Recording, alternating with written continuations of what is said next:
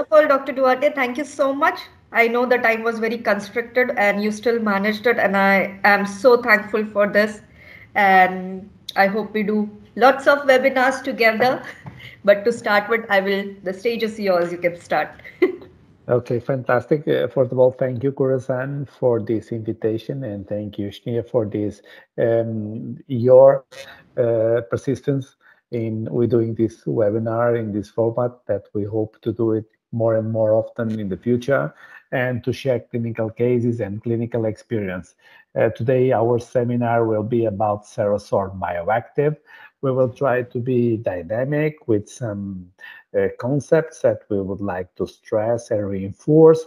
And of course, the best of the seminar is the clinical cases that we will present in this webinar also.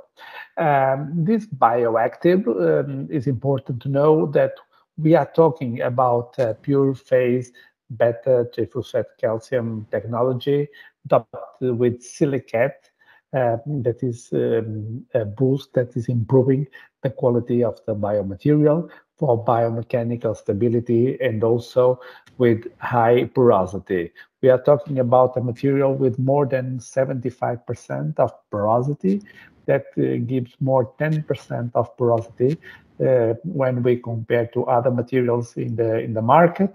And this is very important because in this space we can have blood, we can have fibrin, we can have more adhesion between our biomaterial and the autologous bone. Of course, that we know that the human bone has a porosity around 80%, what means that the CERASORB Bioactive is very similar to the human bone in terms of porosity. In contact with the vital bone, this material is resorbed by the body over a period of months and simultaneously replaced by local endogenous bone. Is why it's so important the macrovascularity around our biomaterial and avoid the contamination with saliva of our biomaterial, which means that we should close very well our wounds with stitches after the surgery. As this synthetic bioactive ceramic material has excellent intra and extra-osseous tissue compatibility and no toxicity, nor locally or systemic. This is very important because nowadays the patients are very concerned about toxicity of the biomaterials that they put in their bodies. And for us as clinicians, we want to be the most in a better position in terms of safety for ourselves and for the patients, of course. Unlike materials of biological origin, does not pose any risks of infection and sensitization. That is very, very important also. The safety of our procedures must start by ourselves, our teams, and all the materials that we use. And the presentation that we use more is in granulars. This is a very, very clean package. That is very easy to identify in our clinic, in our surgical theaters, is nice to handle. In terms of indications, where we use the CERASORB Bioactive, the defects after bone cysts removal, as I done today, that we are talking before this webinar, is very useful because now we have two concerns, not only to remove the totality of the cyst, that is very important, but also to prepare the bone for future rehabilitation, for instance, with implants. And in the same surgical time, we can remove the cyst and do the bone reconstruction. The augmentation of the trophic alveolar ridge. Sometimes we have patients that they didn't done the reconstruction when they extract the teeth, and after several years they decide to place implants. But when we evaluate the bone availability, we know that it's not enough bone to place implants in the 3D position, what means that we should do the bone reconstruction because the maxilla or the mandible are very trophic. The sinus floor augmentation is the most widely done surgery in terms of oral surgery, because we know that the posterior teeth are the first teeth that the patient will lose. And of course, there is a bone atrophy, and we need to regenerate that anatomic area before we place the implants. Filling alveolar defects after tooth extraction to maintain the alveolar ridge is very, very important, mainly in aesthetic areas when we are talking about anterior maxilla and anterior mandible. And this is very important, this kind of a surgical approach. And filling of two or even multiple wallet intrabony pockets and even in biotrifurcation defects, molars, because we know that it's very important to clean the granulation tissue that is in the pocket, and at the same time to do the reconstruction. Retained teeth or corrective osteotomies is also another indication, and we are talking about not only wisdom teeth, but for instance, canines or even premolars in strategic areas that we need to reconstruct for future orthodontic movements or also for implant placement. And we know that general defects are also very, very important to correct. Let's go for the first clinical case. This is a very challenging clinical case, and we used the CERASORB Bioactive. It was not only for us a challenge, but also to test the biomaterial and do clinical research. We should use the products in this kind of cases, not only the easy cases, but also the difficult cases, because from there we know, because we have a right perspective about the quality and the outcome of each biomaterial.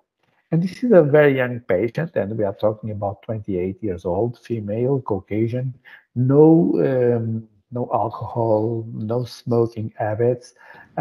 She has a carcinoma in the first quadrant. She was reconstructed. That was done the removal of the carcinoma, and in the same surgical time, it was a fibular bone reconstruction. The bone was exposed, the soft tissue was exposed, and when we received the patient, like 2 years after the first surgery, we had a very challenging situation. As you can see here, we are talking about 4 teeth, the lateral, the canine, the first premolar, and the second premolar in a very young patient. And when we look to the CBCT in the image, you will see that is a lack of bone, a massive lack of bone, not only in width but also in height. It was a 3D defect, and the challenging was complete. The first step was to put down the patient's expectations, and we told her that we shouldn't be possible to do the bone reconstruction in one step. We will have 2 steps to do this.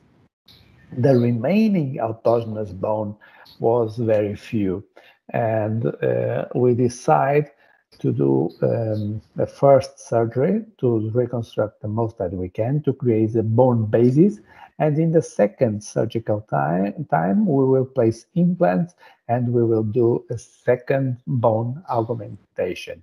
And this is the first idea, first images, as you can see there. And the 3D, we will see the defect, which was massive. We still have a osteosynthesis plate that we keep there to give volume or to attach a membrane during the surgery. We didn't remove because it was also an orientation point for us. When we treat this kind of patients and with this age, we are not treating only the patient, we are treating the family, and the expectations are very high and the demand is also very high. Now, Yep. For this, like the defect seems to be larger. Can you please let us know how much, like approx defect it was? oh, we are talking about maybe, I think, maybe more than almost 3 centimeters, Okay. 30 millimeters, and in high, we're talking about 15 millimeters. It Okay. was a massive defect. And the worst scenario comes after these radiological images, because we not only have the bone defect, but also the soft tissue, as you can see here, is completely stretched, and there was no keratinized mucosa already. Um, and the patient in her mind, of course, she want naturality. She want that we reconstruct the maximum that we can.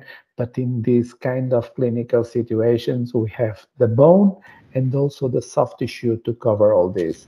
And we need to think in all the items, because the final result will be part of all these items.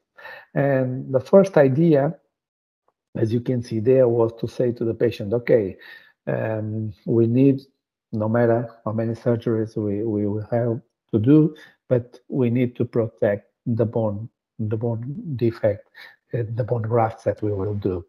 And the first idea was to use some autologous bone from the chin, that we cut it with the piezo surgery device.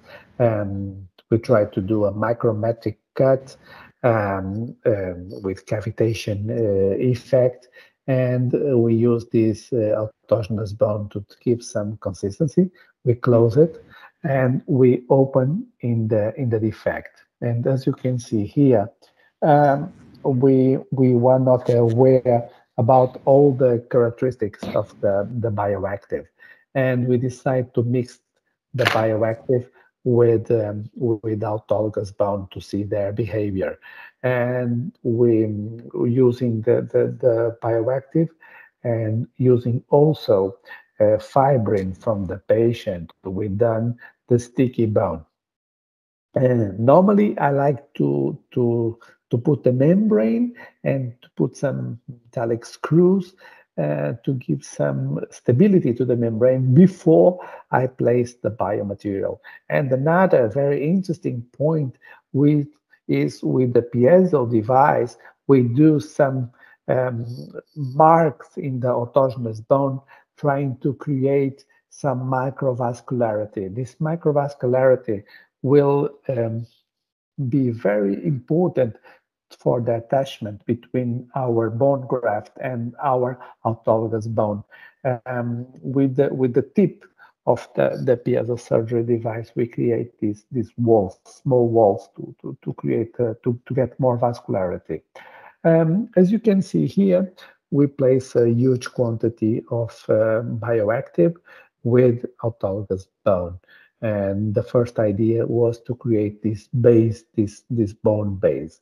The screws and the membrane. And in the top of this is Osguide membrane. This is a resolvable membrane from Curasan that I like a lot, because it's a large membrane, it's very malleable. We can adapt to the bone defects, and we can adapt to the alveolar bone also. And on top of that, we place also some fibrin membranes to give an extra coverage to this bone defect and to this bone graft. Of course, we know that we can our flap will be difficult to close. Normally, we use two kinds of stitches to have the maximum closing of the soft tissue. And we use a glue, a periacrylic glue, on top of our wood to reinforce the soft tissue attachment. Of course, that the patient is advised to have a calm life during the first days, not work if possible, not place a removal prosthesis, because we know that is important, the contact of the wood with the air. the cicatrization is very, very important, and the first hours are a major concern. We will see our bone defect here in detail, and what was our result. Of course, it was a nice result, but not enough result. And when we see the OPG is always a good starting point, but it's not the 3D volumetric exam by excellence. We always love the the CBCT. CBCT gives us the full scenario. And as you can see here, we start to build a bridge, a bone bridge with our bone graft. And it was very important because it seems that we can create good bone substrate. And the major advantage from bioactive, the density of the biomaterial, very, very important. That was completely, we could see from the beginning, that was a lot of granulars, the compact granulars, they were very important, and the adhesion between the biomaterial and the autologous bone. Of course, in this case, we have also the bone graft from the bone from the chin that give us here a mixed 60-40 mixed of the constitution of our graft. But it was nice to see there was no spaces, there was no reactions of the patient. And cut by cut, we analyze how our bone was kept, and we noticed that this silica gives more volume to the bone graft, and of course we need the patient collaboration.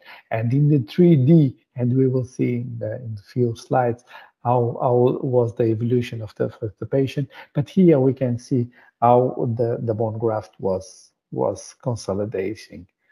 And after 15 days, this is the aspect of the patient. We place a compressive plate is an adaptation of the removable prosthesis with a strong basis in the palate and trying to avoid occlusal strong forces in our bone graft. And after 6 months, we decide to reopen our bone graft and place the implants. This first surgery allow us to place 4 implants with primer stability. And I'm talking about 40 Newton per centimeter in terms of primer stability, what is very, very good in regenerated bone. We place 4 implants, as you can see there, and the implants in the lateral incisor and second premolar, they were almost complete in bone from the first surgery. The canine and the first premolar, they have a lot of threads exposed, and we were counting with that. The patient was completely aware of that, and our goal was to do a second bone reconstruction already with the implants placed. Again, we use the Osguide membrane now by Palatine, as you can see there. We managed to do a full thickness flap, not only for the vestibular detachment, but also for the palatine detachment. This allows us to put the membrane and stick the membrane in a very, very secure way. And as you can see there, we fulfill our bone defect, the threads that they were exposed, now only with bioactive. CERASORB Bioactive was our only biomaterial to this second step of the surgery. We managed to put some fibrin glue, natural fibrin, with extract from the blood of the patient. And as you can see there, the porosity is making already is changing, because As soon as we place the biomaterial in contact with bone is amazing because you see by the color the white changing for red. It seems like the porosity absorbs all the blood that is in the area. On top of this bioactive granules, we place also fibrin membranes again and giving a contour of the new maxilla. We stitch very well, and here you can see already our implants.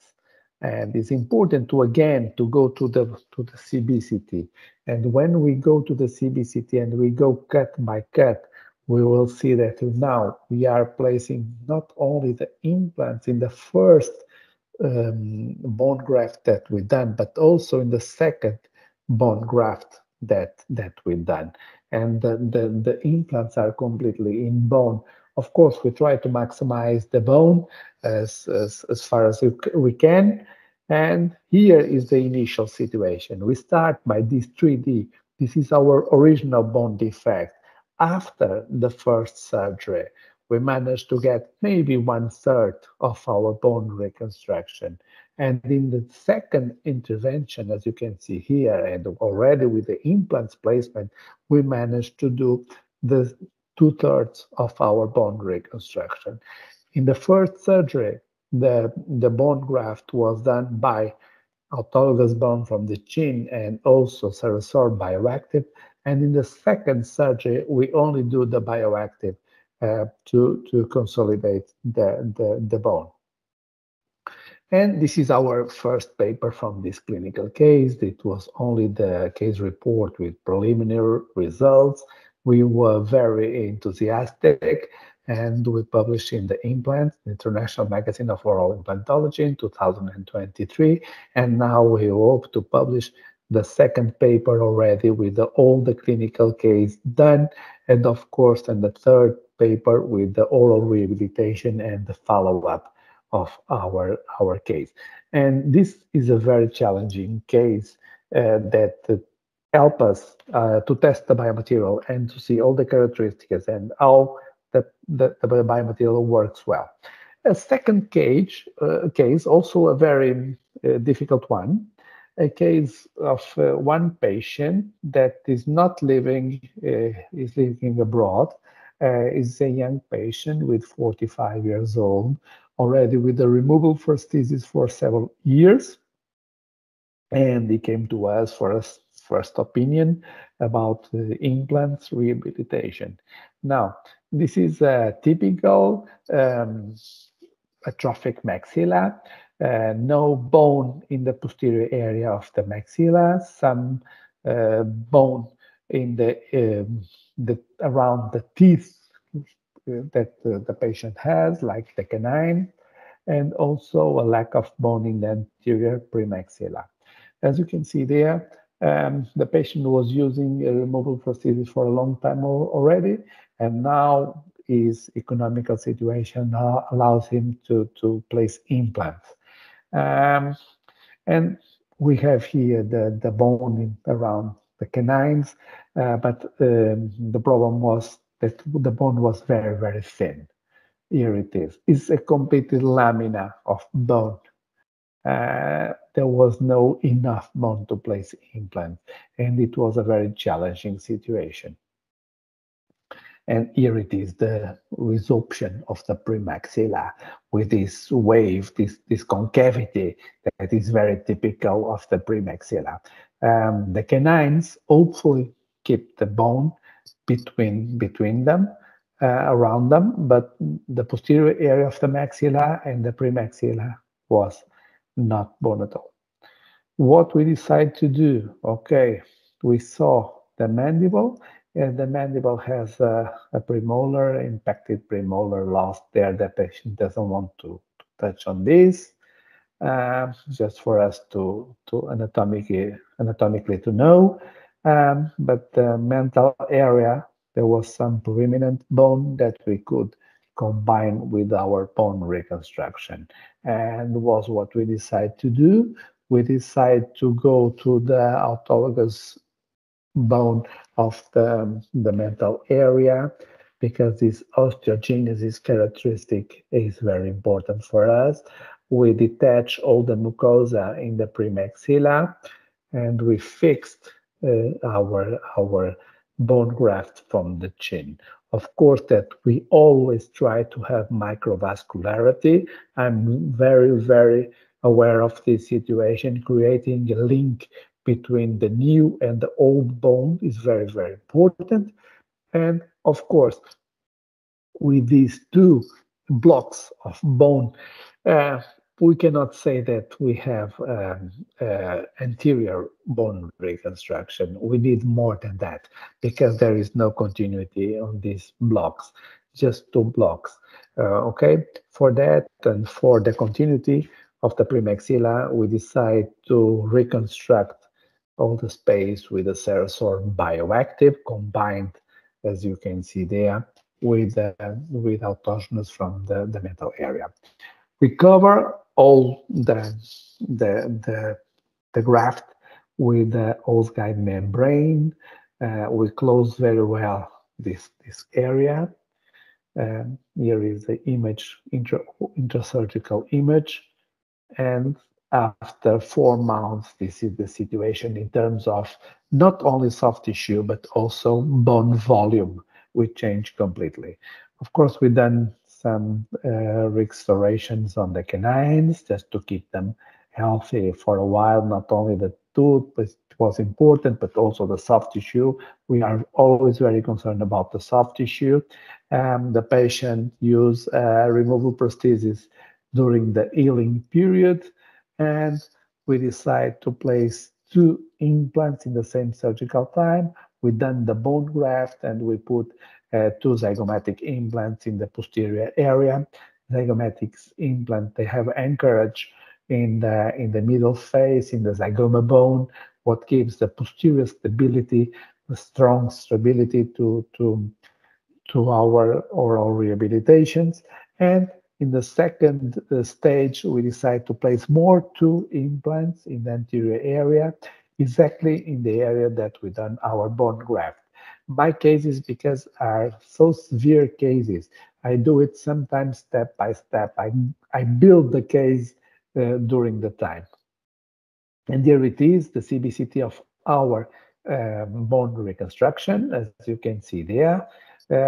We always have this plan in our mind, not only solve the case for now, but give some planification for the future, is what we always try to do. Not only place two implants in the anterior area now, but also to do the bone graft, and in the next future, in this case, 6 months after, we place more two implants in the anterior area.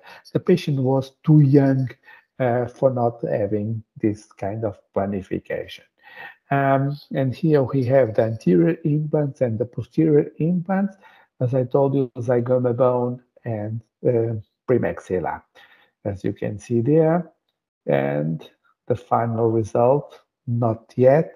For now, just more two extra implants placed in our bone graft site. Okay, with these two cases, I can show you what we test with the CERASORB Bioactive. And the final slides are trying to tell you about limitations and advantages of this biomaterial that we find. Of course, acute and chronic surgical infections are not only for the bioactive, but for all the biomaterials are a case of risk. It's important to treat before. Severe metabolic disorders are also very important to treat.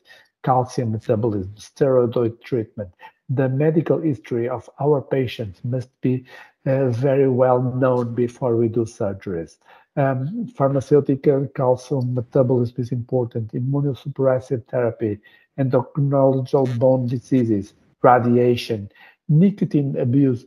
All my patients, we try to decrease the number of cigarettes until 10, no more than 10 cigarettes per day. If they have more, it's important for us to postpone the bone graft for another time. This is very important. And the benefits. I think that this biomaterial was designed for resorption and a new bone formation to mimic autologous bone. Superior handling with very rapid titration is very, very important. If we can add growth factors and antibiotics for various surgical indications, we will win a lot. The silicate, this more 10% of 4% of silicate gives a lot of advantages in terms of volume. For me, is very, very important. Um, and of course, when we combine also the autologous with the bioactive, it works very, very well in terms of bone defects. And here it is now. I will stop to sharing. Okay.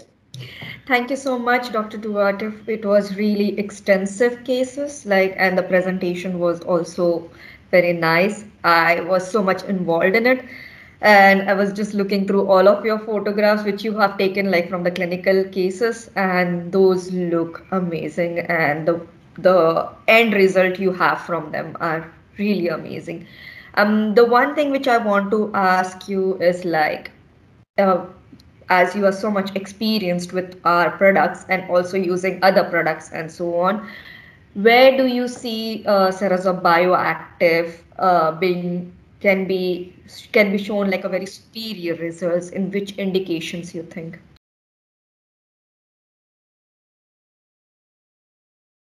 It's a fantastic question, Shnia.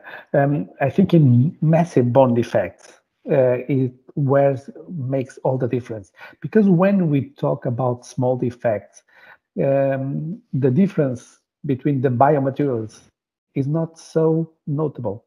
But when we have a massive bone defect that we need microvascularity, we need consolidation, we will use that bone to place implants, is where we see if there is infection, if there is resorption, or in the final aspect, if there is volume to Mm. do rehabilitation. And with bioactive, my major goal that I achieved was to do rehabilitation, placing implants, and of course, even more important, placing um, grounds, bridges, and total structures. Because when we place these structures in occlusion, the bone will feel the strength of all the occlusion, the patient's occlusion, is when you will have the, the right idea about if your rehabilitation is safe or not. In summary, bioactive makes the difference in huge bone reconstructions. Okay, thank you so much for your answer. And the next question I just want to know, because you're working with it on surgical side so much, how is it with the handling of this material at the surgical site? I just want to know how it feels and how easy or difficult it is to manipulate and so on.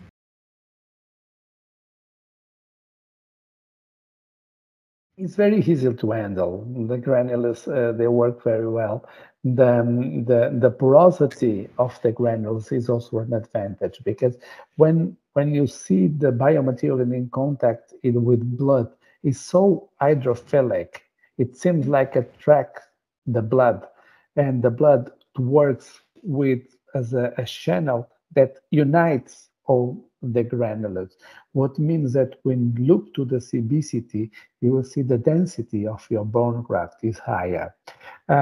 When you mix the biomaterials with the fibrin and it works like a sticky bone, it's very easy to move from your desk to your patient. You don't lose the granulars and you don't lose biomaterials. You can compact your biomaterial. Um, um, there are some small specifications that I would like to say. I don't use the same surgical instruments to handle the biomaterials. Okay, I have specific instruments for the biomaterials to mix it and to handle and to transport it to the patient's mouth. I don't like mixed infections, okay? And even for the membranes, if I like to adapt a membrane, I will cut the membrane with a different scissor that I'm using in the surgery. Okay, it's like I have a bone graft kit and the surgical kit. Okay, I don't mix the sets. Okay, is part of the table is for the bone graft. In my hands and in my mind makes difference because I'm not mixing infections. Yeah, and just a follow-up question because you said bioactive is hydrophilic. So when we are talking about hydrophilicity of the material, that also indicates that it's gonna after or post surgery, it's gonna show lesser rate of inflammation or infection or no inflammation or infection at all. Is that true?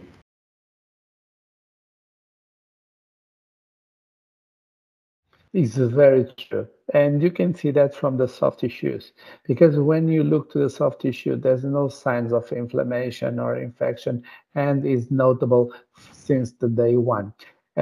We do a very close follow-up of our patients, what means that we see the patients every 3 days after surgery, okay? Because I think the first days are very important. If your wound open is the right channel for inflammation and for infection. The, the treatment of the soft tissue is the guarantee of your bone graft. Is why I see all them every 3 days. And comparing with other biomaterials, we don't have so much degrees of inflammation. Thank you so much for your answer. It really helps us to understand this product way more better. And it really gives a clear understanding. And with your clinical evidences, it really makes a difference. Thank you so much, Dr. Duarte. It was It was, great pleasure with you. it was the pleasure was mine. Always a pleasure to work with you.